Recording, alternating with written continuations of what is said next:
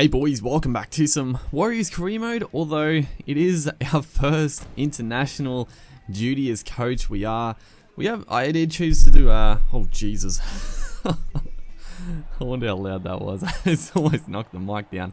But I did choose to coach the Kiwis. So this is the Anzac test match, and as you see, there is our lineup. It's a strong side. I was trying to, the forward pack I think is very, very good. We'll look here. I'm trying to remember who we got yet. It's a strong side. Maybe like Elijah Taylor is probably the only strange one in the forward pack, but he's really Elijah Taylor's like really highly rated in this game, so I chucked him in there. I can't remember if we had any injuries in the squad, but you get to pick a squad for the international teams, and then I think from that squad, then you select the team you want before the games. But yeah, I was trying to like think, who else can we pick like in the outside backs? Like, we got Jason Nightingale on the wing, and I was a bit like, I don't really want Nightingale out on the wing, but he's pretty good on the game as well. As it always feels good to put up the bombs and then put the big shot on like that. It's I do like the big hits, and from that we are going to get a loose possession as a little inside pass to Tuvashek. But yeah, I had Nightingale out there. Obviously Zlesniak, Jordan Parner, of course, and then who was the other center? Who was it? I can't even think.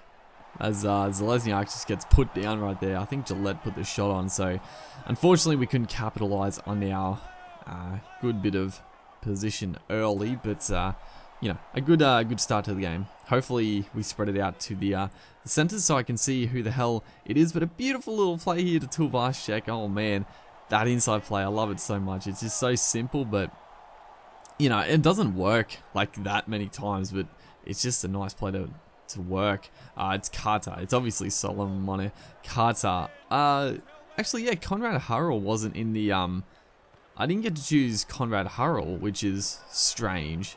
But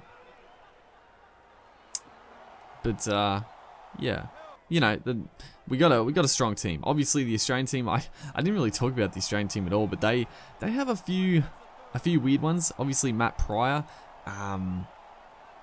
Who else? They're going to score the first try. It was off the back of Matt Pryor's run. He made a bit of a line break, and then Wade Graham on the back of that just had us on the back foot, and Tuvashek couldn't cut him off. Jared Croker, another strange choice. I know a lot of people are a fan of Croker. I think he's a solid player. I don't know if he's really rep level. He sort of is. Not Australian level, but Toby Harris, pretty much his first run of the game, he gets belted there. So, we started off okay this game, but it's sort of falling away a little bit here. James Maloney is the half with Thurston. No Cooper Cronk, which is a little strange, as thankfully we do rush up there, put the pressure on, and defend our line. They also have Paul Gallen. He's obviously retired from rep footy, but the game doesn't obviously have him retired from rep footy. I don't think he'd really do that, but a kick here gets deflected. Martin DePau is going to swoop on it, race away. Ingles comes late there, but he's going to score one of the most ridiculous tries. Honestly, this is the most ridiculous try I've scored. I was so happy with this one. For once, the AI rushing and putting pressure on the kick actually backfired on them. We kicked it, it came off one of the players, and Martin DePau just on the spot, he picked it up, he put a little left foot on Greg Inglis at the back, and scored a beautiful try. Unfortunately though, he's gone from hero to zero right here. DePau just gets leveled by Paul Gallen, and they're going to get a chance to score straight back. And one thing I noticed from playing in this game, apparently Paul Gallen is ridiculously overpowered in terms of big hits. And pretty much my goal now, as Jack Bird is going to score. So I was pretty frustrated, honestly. We scored just a super lucky try, but then the AI are going to get a loose ball, score on the back of that. So we had the chance to go in 6-all with barely any position, but yeah, not to be.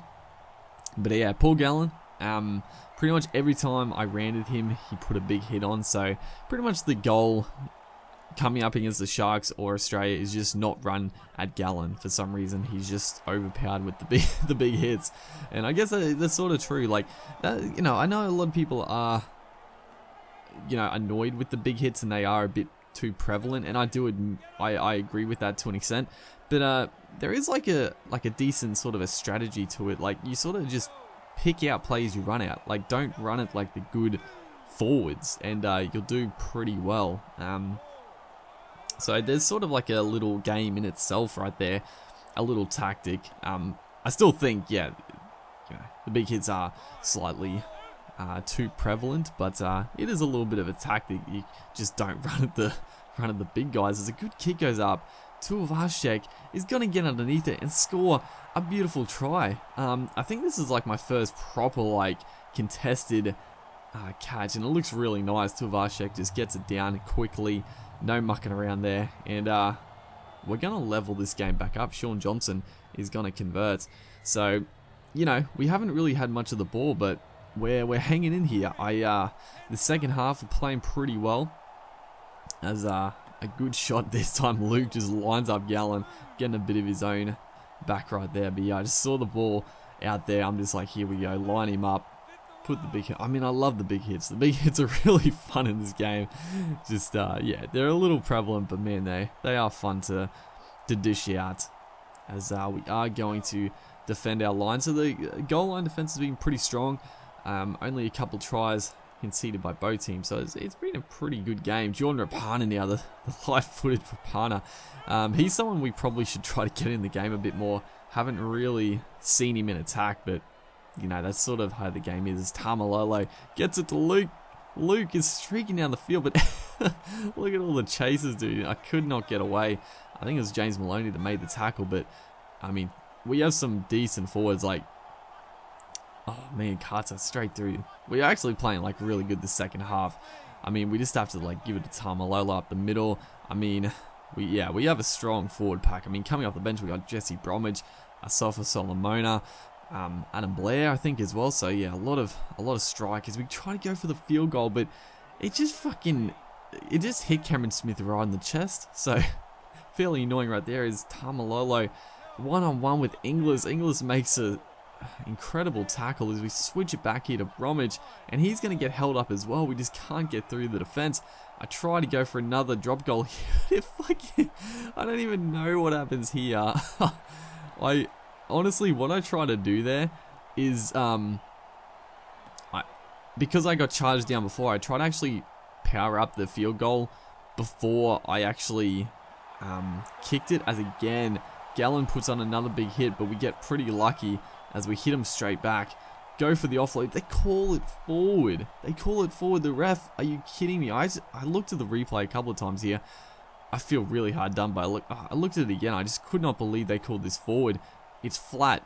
You gotta let that go. But yeah, the field goal before, I was trying to like power it up before I got the kick like other kicks, but apparently you can't do that for field goals. So I don't know, it must have like cued a chip kick and it went backwards to Tuivasa-Sheck for some reason. I don't know what happened, but yeah, the second half has honestly been all us. I mean, Australia has had a couple of chances. We've defended pretty well, but we've had a good opportunity to actually, you know, put the nail in the coffin. We just haven't come up with the play. The drop goals are so hard to pull off, but we do get one last chance here. There's not long to go. We're probably not going to get. This is probably going to be the last play of the game, so we got to pull something out of the hat here. And unfortunately, I was trying to pass it to the playmaker, but it went to fucking Ma'u, so couldn't really do much. As you look there, too many errors from us, so that's the main issue. Was good ball to Harris. Going to give away the high shot as well, so we're going to go for the 2 points to win the game in Golden Point. The Anzac Test match has been an absolute thriller. It's a tough kick though. It's a real tough kick. We've got to hit this one perfectly because the wind is like really strong in our face. I couldn't believe it, dude. I was like, seriously, can't the wind just be going with us? And of course, we just hit it a bit too short. It's not going to make the distance. I actually couldn't believe it that the wind, of course, the wind was going straight in our face. And on the back of that, Tohu Harris, he's had a bit of a shocker. He's going to get dropped again, drop the ball. And I mean, we're going to get Tohu Harris next season, so I mean, he's not looking great. They're going to spread it off the scrum here. And this is pretty fucking annoying as well. Jared Croker, he gets to get the drop goal away, even though I was up there trying to make the tackle. It just sort of went in the animation. So, yeah, I feel like we were a bit unlucky this game. The second half especially, we played really good in attack. But again, just can't finish off the games. We'll eventually get there. I mean, a pretty good Anzac Day test. So hopefully you guys enjoyed. Look forward to more to come, and I'll see you guys in the next one.